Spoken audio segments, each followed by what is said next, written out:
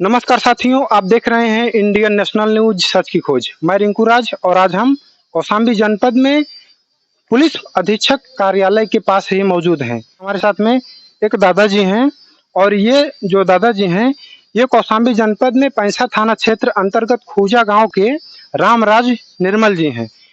इनके साथ कुछ ऐसी योजनाबद्ध और संगठित तरीके से साजिश रची गई है जो कि ये अपने आप में एक जाल में फंस चुके हैं, जो कि ये अपनी खुद पत्नी से प्रताड़ित हुए। जो इनकी पत्नी को ले गया वो इन्हीं के जानकारी का ही व्यक्ति जो ले गया और ले जाने के बाद इन्हीं को कुछ ऐसे अराजक तत्वों द्वारा फंसा रहा है, उलझा रहा है, जिससे ये बहुत परेशान हैं। और आज ये कौशाम्बी जनपद में एसपी साहब के यहाँ आकर के ये अपनी जो भी इनके साथ समस्या जो भी घटना है उसके लिए इन्होंने यहाँ पे लिखित प्रार्थना पत्र देकर उनको अवगत कराया है। इनसे घटना से जुड़ी सारी जानकारियां निकालते हैं, क्या क्या इनके साथ अभी तक घटनाएं घटित हो चुकी हैं। क्या नाम है दादाजी आपका? जी हमारा रामराज निर्मल। आपके पिताजी का नाम? बच्चन निर्मल। गांव कौन सा है? ग्राम खोजा। क्या घटना हुई दादाजी आपकी? घटना हमारे साथ ये हुई है कि हमारे बीवी को सीधा मार दिया गया। 9 महीने से कोई आला पता नहीं है, ना बॉडी की पता है ना बॉडी की पता है। जब ये जो आपकी बीबी हैं उनका क्या नाम है? जी अनीता देवी। आपकी बीबी को किसने मारा है? भूप सिंह यादव। ये जब आपकी पत्नी को भूप सिंह यादव ने मारा, जी ये उस समय आप कहाँ पर थे?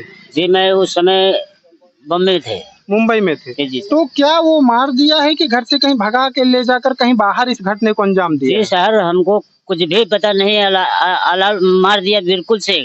हमको कुछ भी एक भी बॉडी नहीं पता चल रहा है, उसका कोई आता पता ही नहीं है। फिर उसके बाद ये जो भूप सिंह यादव हैं इनके खिलाफ आपने उसी दौरान कोई चौकी या थाने पर शिकायती पत्र नहीं दिए थे क्या? जी सर, हमने चौकी में शिकायती पत्र दिए। शिकायती पत्र देने के बाद उसको पकड़ा गया। पकड़ने के बाद उसको 2-4 हाथ मारे, 10,000 रुपए लिए। फिर उसके बाद मैं 24 तारीख को मैंने केस किया था। 27 तारीख को गया, मेरी कोई सुनवाई नहीं हुई। 27 तारीख को गया तो मेरे को वापस पुलिस वाले ने मारने को धमकी दिया और सीधा बोला कि जो है कि इतने इतने आदमी थे और तुम्हारे औरत को कोई नहीं ले गया है। ये आपकी औरत को आपके घर से गए हुए लगभग कितने दिन हो गए? मेरे औरत को गए हुए सिर्फ 9 महीना हो गए सर। घर से गए 9 माह हो चुके हैं। जी सर। लेकिन इस संबंध में उनकी डेड बॉडी वो जीवित है कि मृत तो है? हमको सर अभी तक कोई सूचना नहीं, कोई पता नहीं।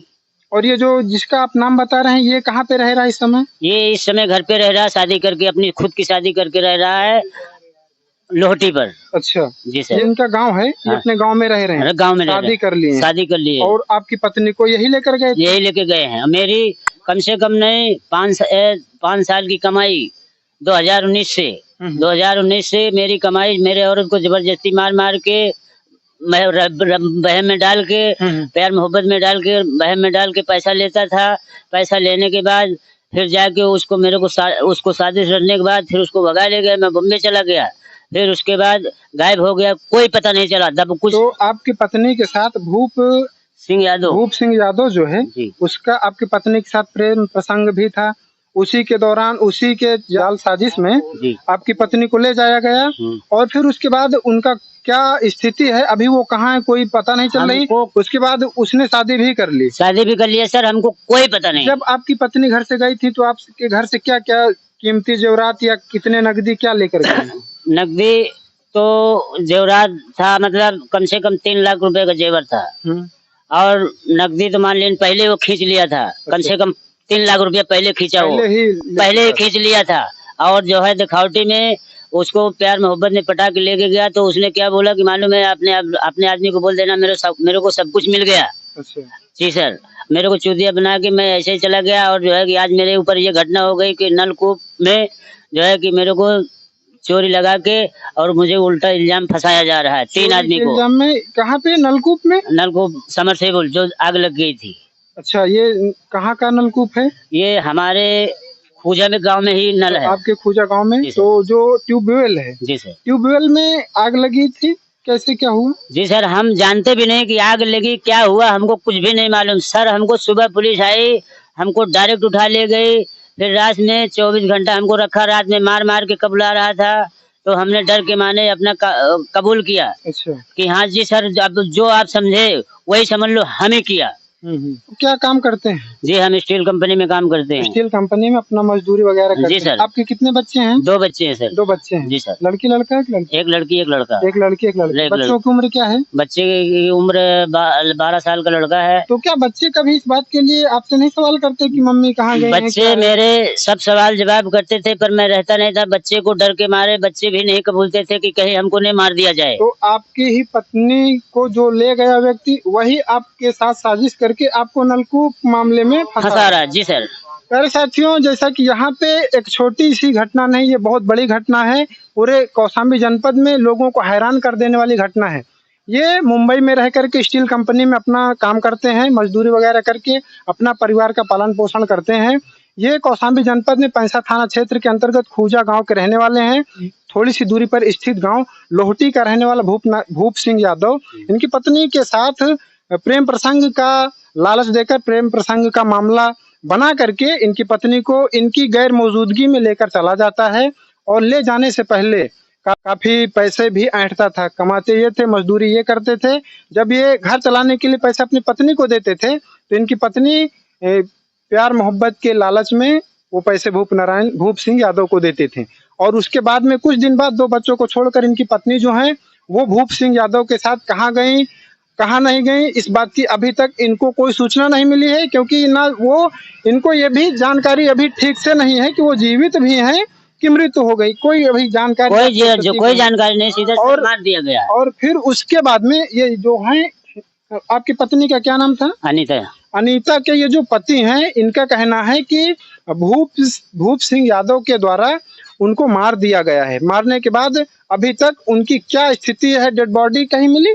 जी सर, कोई बॉडी नहीं मिली। बॉडी कहीं नहीं मिली। ये एक बहुत रहस्यमय तरीके से सारी घटना को अंजाम दिया गया है। और उसके बाद में अब इनके साथ भी साजिश की जा रही है। इनको फंसाया जा रहा है कि उसी का भूप सिंह यादव उसी का ट्यूबवेल था जिसमें आपको जी सर देख सकते हैं प्यारे साथियों कि जिस प्रकार से भूप सिंह यादव इनकी पत्नी के साथ तमाम योजनाबद्ध संगठित तरीके से बड़ी घटना को अंजाम देता है। उसके बाद में इनकी पत्नी के साथ घटना करने के बाद अब इनको भी साजिश करके और फंसा रहा है। ट्यूबवेल में आग लगाने से लेकर के और समरसेबुल में क्या किस चीज के लिए आरोप लगा रहे हैं? जी सर, आरोप ये लगा रहे हैं कि हमारा ये स्टार्टर चला गया, हमारा 5 कुंटल पाइप चला गया, 20 कुंटल हमारा नीचे से पाइप उखड़ गया और इतनी साजिश रच के हमको फंसाया जा रहा है। इसीलिए आप कौशाम्बी एसपी से आज आप इस जी सर न्याय की गुहार लगाने के लिए जी हम सर तीन एप्लीकेशन सर दे चुके, हमारी कोई सुनाई नहीं। तीन आदमी को फंसाया जा रहा है। इसमें एक लोग नहीं, इसमें इनके साथ में इनके और भी जो साथी हैं, जो आसपास पड़ोस के रहने वाले हैं, उनको भी साजिश करके इनको फंसाया जा रहा है।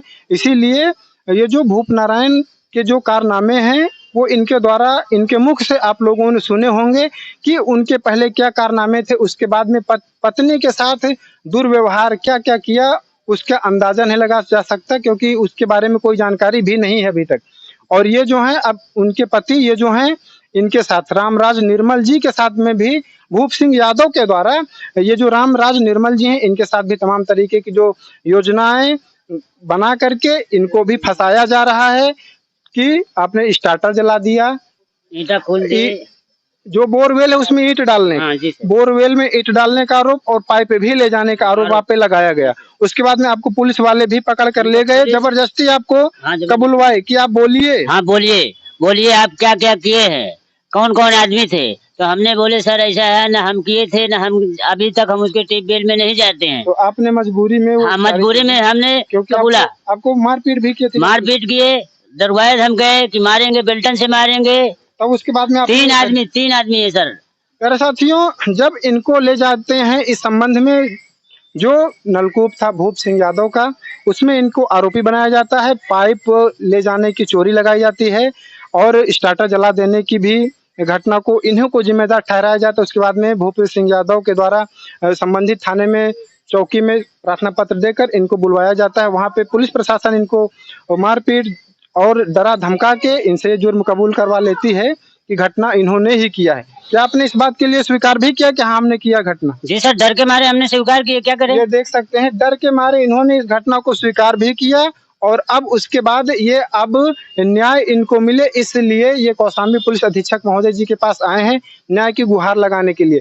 प्यारे साथियों, जैसा कि भाजपा सरकार में सुशासन की बात हो रही है और यहाँ पे ये कहा जा रहा है कि जो अपराधी हैं वो पूरा प्रदेश ही छोड़ चुके हैं, लेकिन ऐसा नहीं है। आए दिन तमाम प्रकार की नई नई घटनाएं घटित होती रहती हैं और उसमें सबसे ज्यादा जो पीड़ित बनते हैं वो गरीब, असहाय और जो बेरोजगार, जो मजदूर और जो दलित वर्ग के लोग हैं, इन्हीं के साजिश बना करके इन्हीं के साथ इन्हों को मोहरा बना करके इन्हीं को परेशान किया जाता है। इंडियन नेशनल न्यूज चैनल के माध्यम से मैं अपने पत्रकार साथी तालिब सिद्दीकी के साथ अभी हम मौजूद हैं कौशाम्बी जनपद में पुलिस अधीक्षक कार्यालय के महज 100 मीटर की दूरी पे। आप देख रहे हैं इंडियन नेशनल न्यूज, सच की खोज।